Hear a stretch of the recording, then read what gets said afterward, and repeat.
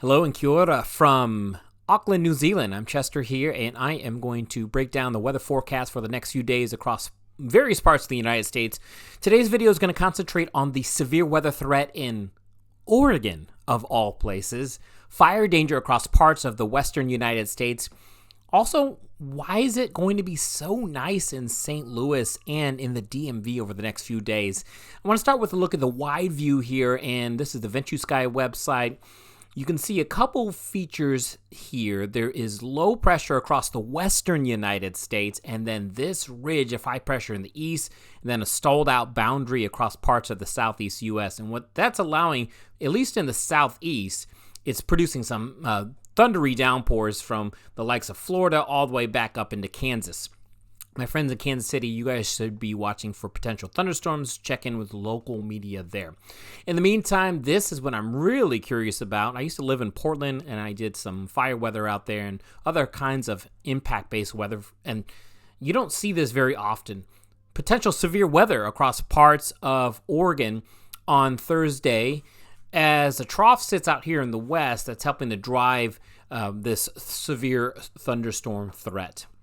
So what's going on? Well, go to the Tropical Tidbits website. You can see the low here in the west and a ridge or high pressure over the Great Lakes, bringing a cool, stable air mass for my friends in St. Louis and down through parts of the East Coast as well. Out here in the west, that's where all the active weather is. The unstable weather is happening in this part of the country as the strong upper level low sits across the western United States. It's actually centering over parts of California and Nevada. What it's doing is driving in some moisture up and around this low into parts of Oregon, and the forcing up against the mountains is helping to drive some thunderstorm threats across there, along with the fact that we've got this rotating area of low pressure. Out ahead of it, some gusty winds, elevated fire danger for the likes of Utah, Arizona, potentially into parts of Colorado. We'll talk more about that here in a moment. And then here in the Midwest, there's that big old ridge and then a trough in the East Coast, allowing for a cooler air mass into the DMV. So current situation here, again, heading into Thursday, you've got the low here. You've got gusty winds across parts of Utah. So we're going to be keeping an eye on that for potential high fire danger. Also, some higher fire danger potential into parts of Wyoming and into Montana.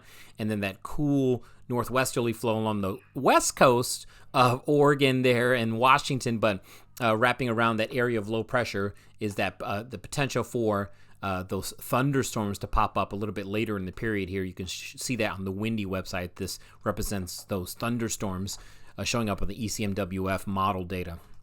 So here's the storm prediction outlook from NOAA, and you can see they have a slight risk across central Oregon, of all places, Bend, Madras, Redmond, up through the Dalles, and then east towards La Grande, over towards Walla Walla, Tri-Cities over there, even Yakima in Washington, and down through Pendleton as well. A potential for some strong to severe thunderstorms here on Thursday afternoon and into the evening hours. Also, there's a little bit of risk. You see it way down here into Colorado, the front range of Colorado, looking at a risk for thunderstorms.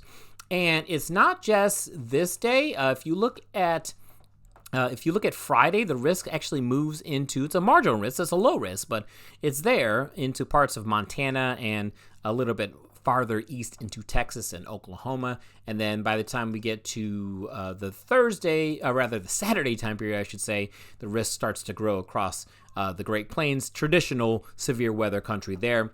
It's something that needs to be kept an eye on because eventually I think this system does move far enough east where it could impact my friends out in Kansas City and western parts of Missouri as well. I also want to show you the fire danger outlook from the climate prediction, the storm prediction center. My apologies there, misspeaking. And this is the fire weather outlook. So elevated wind risk and low RH risk here, day one. So I'm going to take the thunderstorm risk off and just show you the elevate risk for high winds, low relative humidities. That means fires, if they do spark off, can spread quickly. And parts of the West has been so dry over the winter and spring. So this is running a little bit ahead of where it usually does fire season. It's usually just starting out here into the May, June time period for parts of Utah and Arizona, but it's a little bit elevated because of the dryness that has occurred in these regions. So again, this is on Thursday, elevated risk there from the Storm Prediction Center. And then checking out Friday, you can see the risk moves into eastern parts of Utah out towards Vernal, Moab, down through Blanding and over to the Four Corners, and out towards Farmington in New Mexico, and out towards Silver City there, and east of Tucson, down here into the far eastern corners of Arizona, and then out to my old stomping ground, western parts of Mesa County out there in Grand Junction. So a lot to watch there across that part of the United States. All right, let's go back to the severe weather risk. I wanted to show you the hour-by-hour forecast from the one of the high-resolution models, the HRRR or HRRR. This is on Thursday. Again, Thursday I would say about midday Thursday. And you can see late morning to midday, you can see a band of showers and thunderstorms expected to develop somewhere in southern Oregon, with thundery downpours even into northern California, some snow up into the Sierras there farther south. But you can see as you go farther into the future here, this is towards the later afternoon, you can see some hefty thunderstorms, could potentially bring some downpours. That's the positive, some much needed rain to some parched areas and into the mountains there in Oregon, the Cascades, and down through central Oregon. But it comes with the threat for damaging winds and ferocious lightning. And some of those thunderstorms could flare up towards Pendleton as well, and even as farther east towards Walla Walla and not far from the Tri-Cities. We'll take it into the evening hours. You can see as we move the time period forward, thundery downpours into eastern Oregon, right along that area from Bend up towards Wasco and up towards Pasco as well, and maybe a few thunderstorms trying to flare up near Yakima, up towards Lewiston as well. So a lot to keep an eye on here with the potential thunderstorm threat, severe weather threat of all places out there in parts of eastern Oregon, eastern Washington. I'm going to reset the clock and just kind of show you the general storminess that we're expecting across parts of the southern United States. You can see parts of southwest Missouri and into Kansas, down through Arkansas, and just general thunderstorm risk here across parts of the South, Florida, Georgia, Alabama, and up into the Carolinas as well.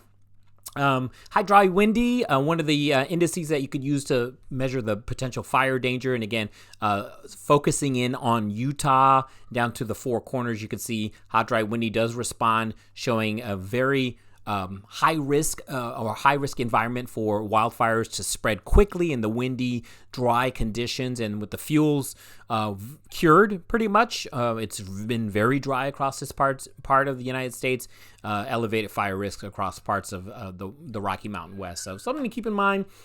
Consult your local National Weather Service for the latest on the fire threat and the severe weather threat. How much rain could we get? Well, this is a rain forecast from the Windy website. This is the ECMWF forecast, and it's depicting some places in central Oregon and down through south central Oregon, down towards Klamath and Lakeview.